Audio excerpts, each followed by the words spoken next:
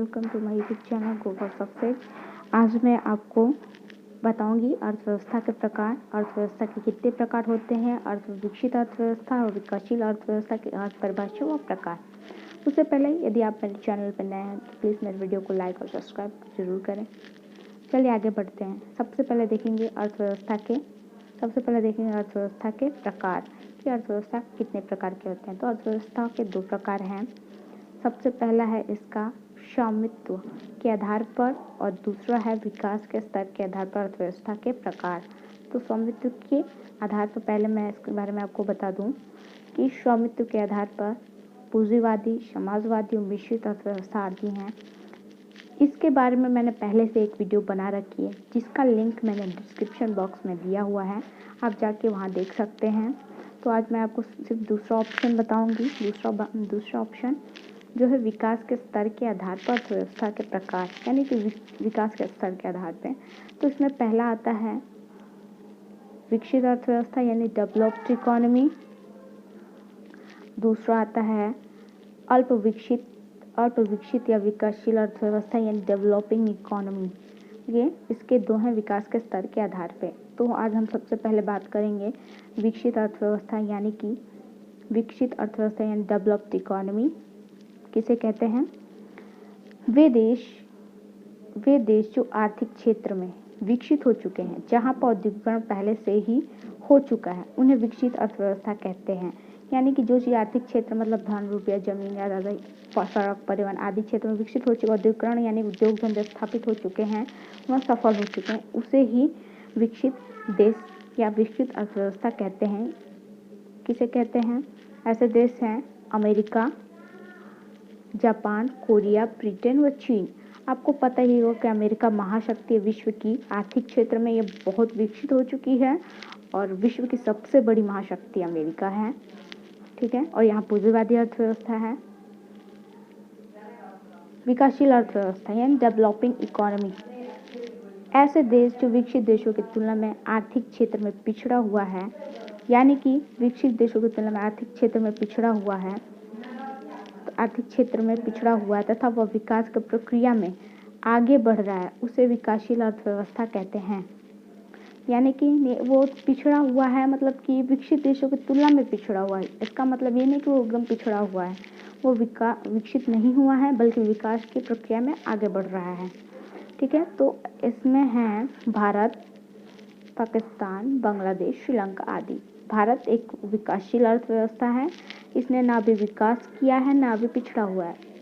जहाँ तक हम देखें, भारत ने पिछले कुछ वर्षों में आर्थिक क्षेत्र में बहुत सी उपलब्धियाँ हासिल की हैं और वो काफ़ी आगे बढ़ चुका है, ठीक है। उसी प्रकार हमारे पड़ोसी देश भी पाकिस्तान, बांग्लादेश और श्रीलंका आदि भी विकासशील देश के अंतर्गत आते हैं। अब हम बात करेंगे विकसित अर्थव्यवस्था की विशेषताएं।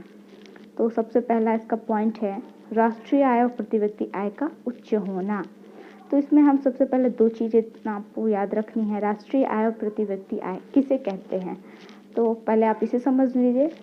राष्ट्रीय और प्रति व्यक्ति आय का उच्च होना, यानी कि विकसित देशों में राष्ट्रीय और प्रति व्यक्ति आय का स्तर उच्च होता है। तो राष्ट्रीय और प्रति व्यक्ति आय किसे कहते हैं? राष्ट्रीय आय किसी देश में उत्पादन साधनों के द्वारा एक वर्ष में उत्पादित वस्तुओं एवं सेवाओं के मौद्रिक मूल्य को राष्ट्रीय आय कहते हैं। यानी कि किसी देश में यदि उत्पादन किया जा रहा है तो उत्पादन के साधन से जो वस्तुएं बनाई जा रही है, किसी प्रकार की सैनिक सेवाएं दी जा रही है, सरकारी सेवाएं दी, उनका जो मौद्रिक मूल्य होता है एक वर्ष में, उसे ही हम राष्ट्रीय आय कहते हैं। अब हमारा दूसरा है प्रति व्यक्ति आय, ठीक है।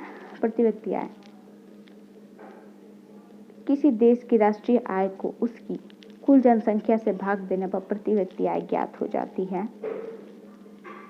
तो प्रति व्यक्ति आय राष्ट्रीय आय से भाग देने पर, कुल जनसंख्या में भाग देने पर हमें प्रति व्यक्ति आय ज्ञात हो जाएगी। अगर प्रति व्यक्ति आय कम है तो वह देश विकासशील है, यदि प्रति व्यक्ति आय अधिक है तो वो देश विकसित हो चुका है। दूसरा हमारा है व्यापार और उद्योग धंधों का विकास, यानी कि उस देश में व्यापार विकसित हो चुके हैं, उद्योग धंधे भी पूर्ण रूप से विकसित हो चुके हैं, उन्हें विकास की कोई ज़रूरत नहीं है। तीसरा है विज्ञान विज्ञान और तकनीकी का प्रयोग करके प्राकृतिक संसाधनों का समुचित उपयोग किया जा चुका है। यानी कि संसाधनों का समुचित, प्राकृतिक संसाधन यानी कि मान लेते हैं हम कृषि हो गया तो खेत में विज्ञान तकनीक का उपयोग करके, यानी कि खाद के लिए, फसल उगाने के लिए, काटने के लिए, जुताई करने के लिए विज्ञान तकनीक का उपयोग करके आगे बढ़ा दिया जा चुका है। चौथा हमारा है, इस अर्थव्यवस्था में बैंकिंग, परिवहन, संचार, ऊर्जा, शिक्षा, स्वास्थ्य आदि सुविधाएं पर्याप्त और विकसित हो चुकी हैं।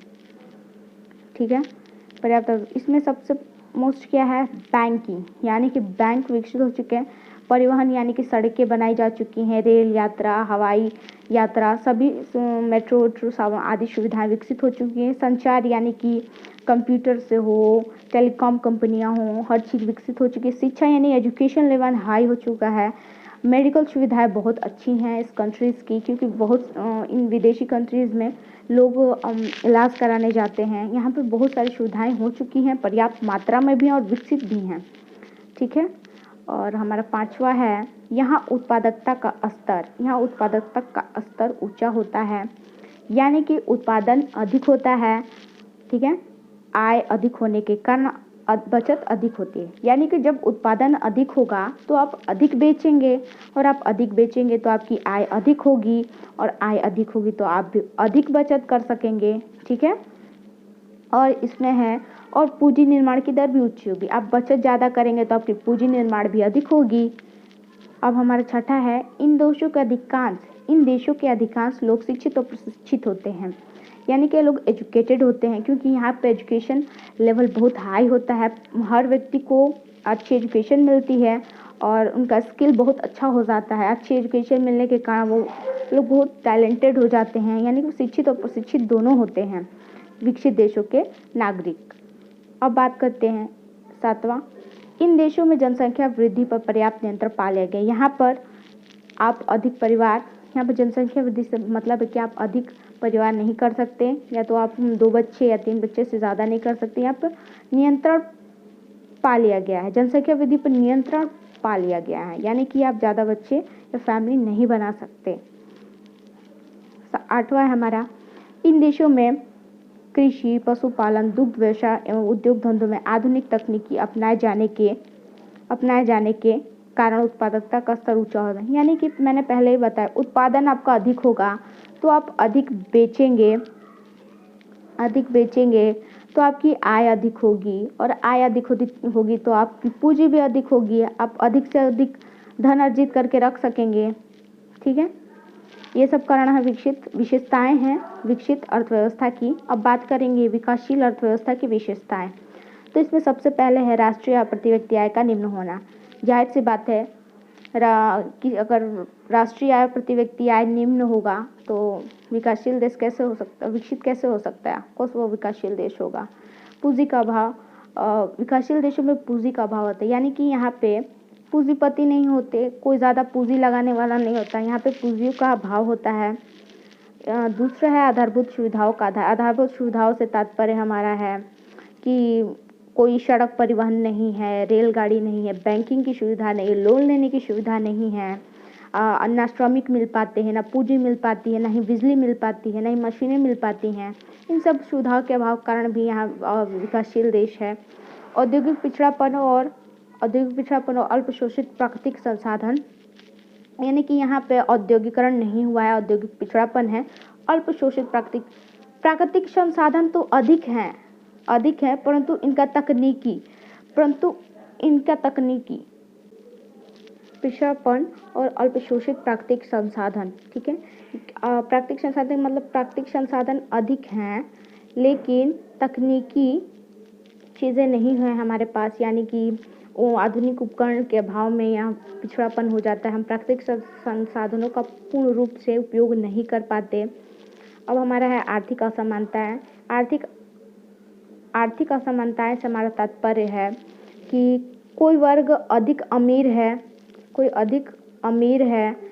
अधिक गरीब है, यानी कि कोई अधिक गरीब है, असमानता बहुत अधिक है। इस प्रकार यहाँ विकास अभी रुका हुआ है। जनसंख्या में तीव्र वृद्धि है कि जनसंख्या में तीव्र वृद्धि है कि जनसंख्या बहुत ज़्यादा अधिक है, जन्म दर अधिक है, मृत्यु दर अधिक है, जनसंख्या पर कोई किसी भी प्रकार का नियंत्रण नहीं है। तो जाहिर सी बात है, जनसंख्या अधिक है, उत्पादन क्षमता कम है, तो ये देश विकसित कैसे हो सकता है। 7वां हमारा है कृषि की प्रधानता। प्राय सभी विकासशील देश कृषि प्रधान होते हैं, परंतु किसी भी प्रकार की तकनीक का उपयोग ना होने के कारण, पूंजी का अभाव होने के कारण और अधिक जनसंख्या होने के कारण कृषि से हमें कुछ ज़्यादा लाभ नहीं हो पाता, हम ज़्यादा उत्पादन नहीं कर पाते। ठीक है। और इसका 8वां कारण है हमारा निर्धनता, यानी कि बहुत से कारण हैं, बेरोजगारी है, निर्धनता है, उत्पादन में कमी है।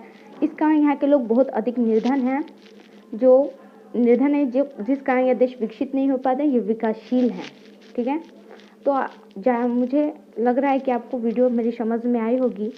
अगर आपको मेरी वीडियो अच्छी लगे प्लीज़ लाइक कीजिएगा, शेयर कीजिएगा और सब्सक्राइब कीजिएगा। Thank you for watching.